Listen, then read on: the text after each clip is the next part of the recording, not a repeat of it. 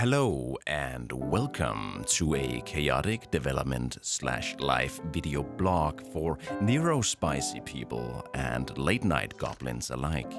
Yes, I know, I'm already getting bored myself, but a quick intro should give you a fighting chance of keeping up.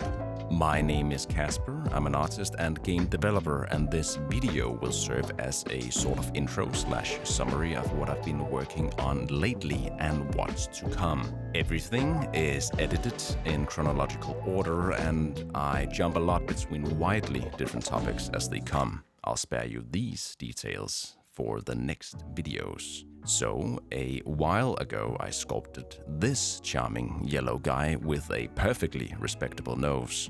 He inspired me to create this guy. Methinks it turned out pretty interesting.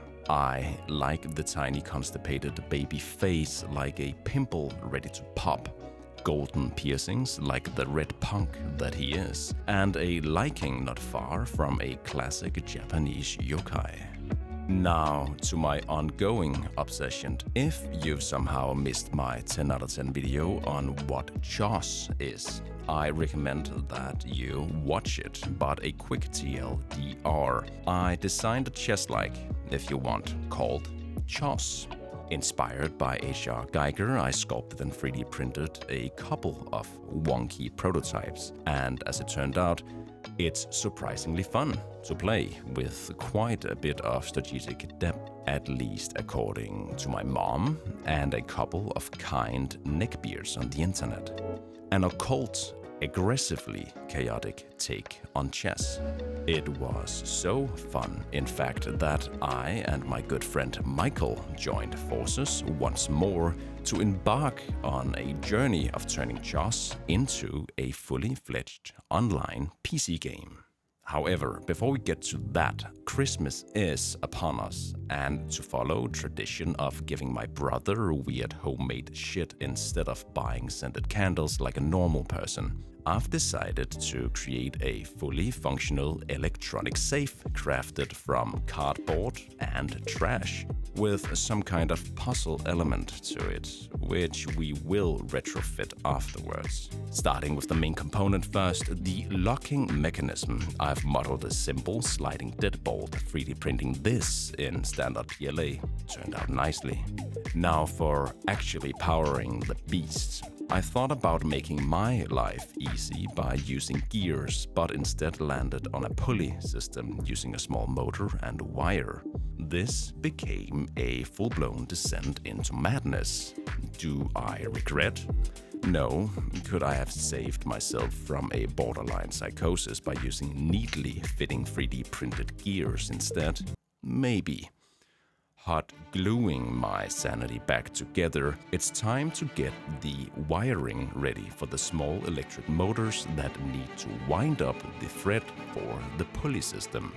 There is something deeply soothing and mind-numbing going through the careful process of stripping the wires, bringing together the fine copper threads with smoking hot solder before cutting to perfect length, and placing the shrink tubing ready to hug and protect my hard work like a colorful clown condom for fairies, accompanied by toxic fumes slowly dissolving anything left of the protective lining around my brain and giving me early onset dementia.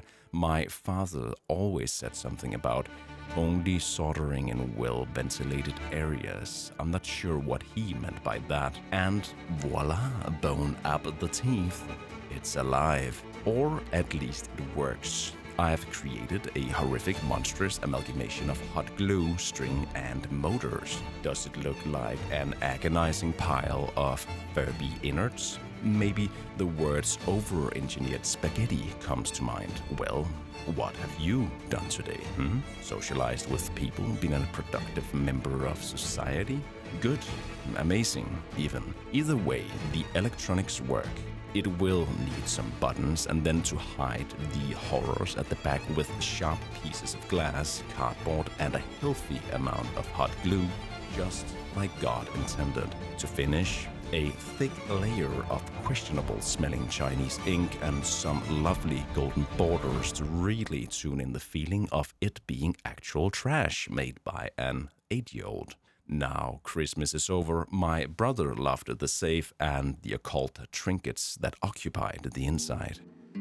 Call me late to the party, but I just read Paulo Coelho's The Alchemist for the first time. Amazing piece of literature. However, I can't stand those flimsy paper covers, so I cut and repurposed them as bookmarks. With Christmas out of the way, let's take a quick detour and quickly prepare some dough so I can feed the bread beast within before our next detour. A quick hiking trip to Valencia with a couple of friends for New Year's. Take some pictures of all the riveting stickers I find, share them on Instagram at decalpunk for others to enjoy, catch norovirus, subsist on Gatorade and animal crackers, and question every life choice that led to this moment. And now, back to Jaws. I'll kickstart the production by making a simple board and block out the various game pieces so we have something to work with. Once the blockout is done and handed over to Michael so he can start scripting the movement logic, I continue by sculpting the actual pieces. They may end up looking different later, let's see. Part of the visual development for me is to simply start making something and see how it feels. Even the wrong direction tells you something useful. Starting with the tall man, as I have a pretty clear idea of how I want him to look. Then the baby with its fat cheeks, and yes, I realized that I've already made a bunch of models for the original 3D printed version, and sure enough, I have no excuse to not use them other than I don't want to and I couldn't find the files. I quite like the idea of having the game feel like something you would find in a moldy old box in a temple at the bottom of a lake. Something cursed, handmade, and definitely not FDA approved. With the pieces done and implemented, I think it's time to work a bit on the campaign.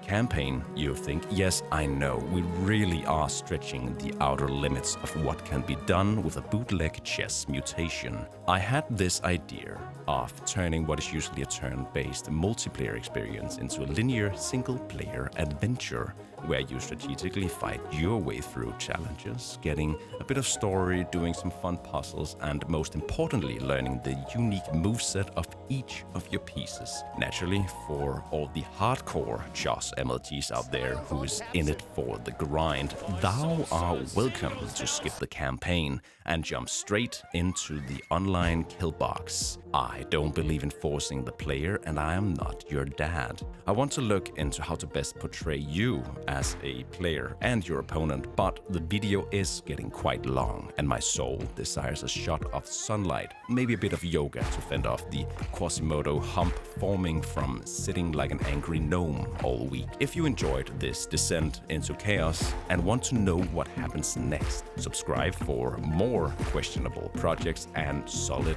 life choices. Good night.